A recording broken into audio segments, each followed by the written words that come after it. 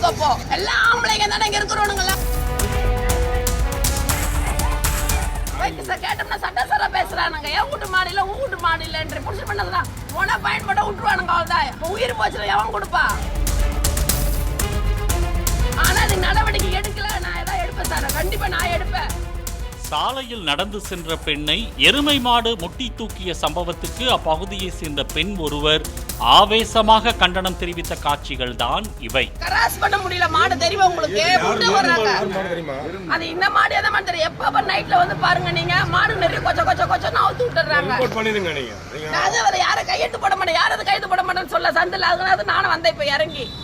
எதுக்கு அது மாதிரி பண்றாங்க? அப்போ ஒரு குழந்தைங்க பயப்படுதுங்க. குழந்தைங்க அந்த குழந்தை அந்த பொண்ணுக்கு குத்தி இந்த சேதப்படி வந்து ஆபரேஷன் பண்ணி போட்டு வச்சிருக்காங்க. அந்த குழந்தைக்கு கஷ்டப்படுற ஃபேமிலி அது இருக்க ஃபேமிலி தானே கஷ்டப்படுற ஃபேமிலி அதுக்கு அந்த மாதிரி வேலை பண்ண வச்சிருக்காங்க மாடு அவுத்து விட்டு. சென்னை அம்சா தோட்டம் 2வது தெருவை சேர்ந்தவர் மதுமதி.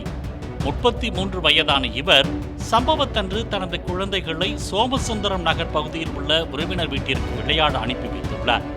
மதியம் குழந்தைகளுக்கு சாப்பாடு கொடுக்க சாலையில் நடந்து சென்றபோது அந்த வழியாக மிரண்டபடி ஓடி வந்த எருமை மாடு ஒன்று மதுமதியை முட்டி தூக்கியது.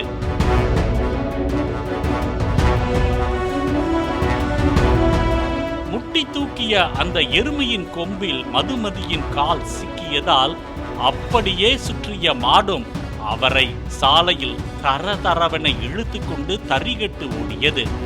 அவரை காப்பாற்ற சிலர் பின்தொடர்ந்து ஓடினர்.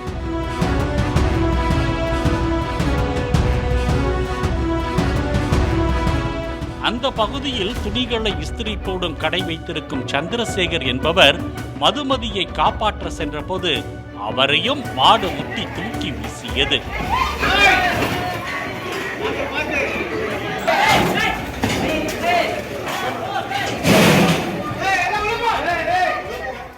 படுகாயமடைந்த மதுமதியை மீட்டு அருகில் உள்ள தனியார் மருத்துவமனைக்கு கொண்டு சென்று சிகிச்சைக்காக அனுமதித்தனர்.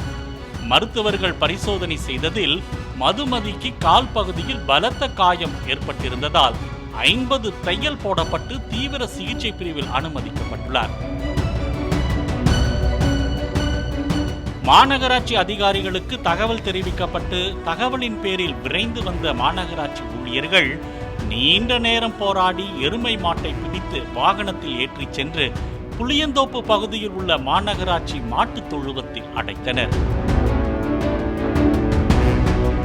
போலீசார் தங்கள் மீது வழக்கு பதிவு செய்து விடுவார்கள் என்று அஞ்சி ஒருவர் கூட அந்த மாட்டிற்கு உரிமை கொண்டாடவில்லை என்று தெரிவித்த அந்த பகுதி பெண், உரிய நடவடிக்கை எடுக்காவிட்டால் வீதியில் இறங்கி போராடுவேன் என்றார். கேட்டோம்னா சட்டசர பேசுறானுங்க. என் வீட்டு மாடியில உன் வீட்டு மாடியில என்று புடிச்சு பண்ணதுதான் போனா பயன்பட விட்டுருவானுங்க. அவ்வளவுதான் உயிர் போச்சுல எவன் கொடுப்பா. நீங்க ஏதாவது ஒரு நடவடிக்கை சார். கார்பரேஷன்ல இருந்து வந்தாங்களா வரலையாமா? கார்பரேஷன் வந்து எடுத்துட்டு போயிட்டாங்களா? கேட்ட ஊ மாடியில ஏன் மாடல மாட்டு வந்த மாடு இவன் மாடு அவன் மாடு அப்படியே தப்பிச்சு பண்ணுங்க. அப்படியே தப்பிப்பானுங்க. ஏன் வருவானுங்க முன்ன. ஆனா அது நடவடிக்கை எடுக்கல. நான் ஏதாவது எடுப்பேன் சார், கண்டிப்பா நான் எடுப்பேன். இல்லைன்னா நான் மறியல் பண்ணுவேன். நான் அந்த பொண்ணுக்கு ஏதாச்சும் மறியல் பண்ணுவேன் சார். நானு வச்சுக்கோ, நான் விட மாட்டேன் சார். நானு நகரின் பல்வேறு பகுதிகளிலும் சுற்றி திரியும் மாடுகளால் சாலையில் நடந்து செல்லும் பொதுமக்களும் வாகன ஓட்டிகளும் கடும் தொல்லைக்கு உள்ளாவதால் மாடுகளை சாலையில் அவிழ்த்துவிடும் மாட்டின் உரிமையாளர்கள் மீது ஜாமீனில் வெளிவர இயலாத சட்டப்பிரிவின் கீழ் நடவடிக்கை மேற்கொள்ள வேண்டும் என்பதே அனைவரின் எதிர்பார்ப்பாக உள்ளது. பாலிமர் செய்திகளுக்காக திருவொற்றியூர் செய்தியாளர் வெங்கடேசன்.